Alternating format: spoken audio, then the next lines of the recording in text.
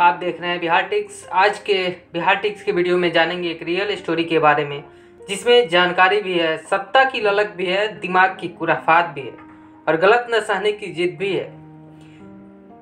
जैसा कि आप जानते हैं कि सोमवार तड़के जब म्यांमार की सेना ने सत्ताधारी party national league for democracy के नेताओं को हिरासत में लेकर जब देश में तख्तापलट कर दिया, तो स्टेट काउंसलर आंग सांग सू की के अलावा एक और नाम था चर्चा में, जो अभी भी चर्चा का विषय बना हुआ है। यह नाम था म्यांमार सेना के प्रमुख सीनियर जनरल मिन आंग लाइंग का।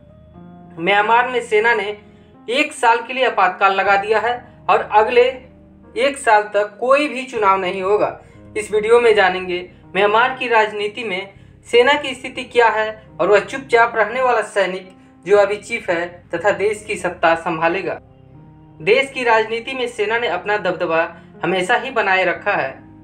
सन 1962 में हुए सैन्य तख्तापलट के बाद करीब 50 साल बाद सेना ने देश पर प्रत्यक्ष तौर पर राज किया है।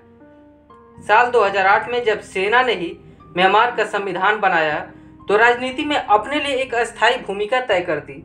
संसदीय सीटों में से 25% कोटा सेना के लिए ही तय कर दिया गया। इतना ही नहीं, देश में रक्षा मंत्री, गृह मंत्री और सीमा मामलों के मंत्रियों की नियुक्ति करने का अधिकार भी सेना के चीफ के हाथों में आ गया। इसका अर्थ यह था कि सेना अब भी सत्ता में सबसे ऊपर थी और तब भी ऊपर थी। सेना का विरोध करने की वजह से ही इस बार आंग सान सू की सहित कई नेताओं को सालों तक नजरबंद रहना पड़ा। दरअसल पिछले साल नवंबर में म्यांमार में आम चुनाव हुए थे। इनमें आंग सान सू की पार्टी ने दोनों सदनों में 396 सीटें जीती थी। उनकी पार्टी ने लोअर हाउस की 330 में से 258 और अपर हाउस की 168 में से 138 सीटें जीती थी। म्यांमार की मुख्य विपक्षी party union solidarity and development party ने दोनों सदनों में मात्र 33 सीटें ही जीती थी। इस पार्टी को सेना का समर्थन हासिल था। इस पार्टी के नेता थान हीते हैं, जो सेना में ब्रिगेडियर जनरल रह चुके हैं। नतीजे आने के बाद वहां की सेना ने इस पर सवाल खड़े कर दिए। उसने चुनाव में सूकी की पार्टी पर धांधली करने का आरोप लगाते हुए इसे लेकर सेना ने सुप्रीम कोर्ट में राष्ट्रपति और चुनाव आयोग की शिकायत भी कर दी। चुनाव नतीजों के बाद से ही लोकतांत्रिक तरीके से चुनी हुई सरकार और वहां की सेना के बीच मतभेद शुरू हो गया था। अब म्यांमार की सत्ता पूरी तरह से सेना के हाथ में आ चुकी है। तख्तापलट के बाद वहां सेना ने 1 साल के लिए इमरजेंसी का भी ऐलान कर दिया है। म्यांमार के आर्मी चीफ मिन आंग लाइंग की उम्र महज 64 साल है। लाइंग ने साल 1972-74 तक यंगून यूनिवर्सिटी में कानून की पढ़ाई की है। जब लाइंग कानून की पढ़ाई कर रहे थे, उस वक्त म्यांमार में राजनीति में सुधार की लड़ाई जोरों पर थी। हालांकि मिन आंग लाइंग के एक क्लासमेट ने साल 2016 में बताया था कि मिन कम बोलना पसंद करते हैं और आमतौर पर खुद को चर्चा से दूर रखते थे।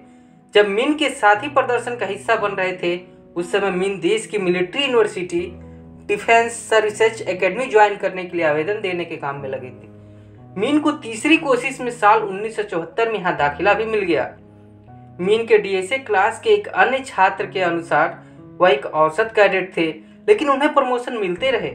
लाइंग के साथ ही इस बात पर हैरानी जाहिर करते हैं कि कैसे मिडिल क्लास रैंक से वह म्यांमार की सेना के प्रमुख बन गए। मिन आंग लाइंग साल 2011 में म्यांमार सेना के प्रमुख बन गए। यह समय था जब म्यांमार लोकतंत्र की तरफ आगे बढ़ रहा था। रंगून के राजनयिकों का कहना है कि साल 2016 में जब आंग सान सू की का यह पहला कार्यकाल शुरू हुआ, तब तक आंग लाइंग ने खुद को एक चुपचाप रहने वाले सैनिक से एक राजनेता और लोकप्रिय शख्सियत में बदल लिया था। पूरे घटनाक्रम पर करीब से नजर रखने वाले लोगों का कहना है कि मिन ने कैसे फेसबुक के जरिए अपनी गतिविधियों, अधिकारियों संग बैठकों और मांटेसरी के दौरे तक को जन जन तक पहुंचाकर अपनी लोकप्रियता बढ़ाई। उनके आधिकारिक फेसबुक प्रोफाइल के हजारों फॉलोअर्स थे, लेकिन वर्ष 2017 में रोहिंग्या मुस्लिमों पर सेना की कार्रवाई की वजह से उनका फेसबुक पेज बंद कर दिया गया। फरवरी 2016 में मिन ने अपना कार्यकाल 5 साल के लिए खुद ही बढ़ा लिया, जैसा कि म्यांमार की सेना का कानून कहता है। यह एक ऐसा कदम था जिसने सबको हैरान कर दिया, क्योंकि यह उम्मीद की जा रही थी कि वह सेना में रूटीन फेरबदल के तहत अपना पद छोड़ देंगे। वर्ष 2017 में म्यांमार की सेना की कार्रवाई के कारण 7,30,000 से ज्यादा रोहिंग्या मुस्लिम देश छोड़कर बांग्लादेश भाग गए। संयुक्त राष्ट्र के जांचकर्ताओं ने कहा था कि म्यांमार की सेना के इस अभियान के तहत नरसंहार के इरादे के साथ बड़े पैमाने पर हत्याएं, गैंगरेप, आगजनी को अंजाम दिया गया।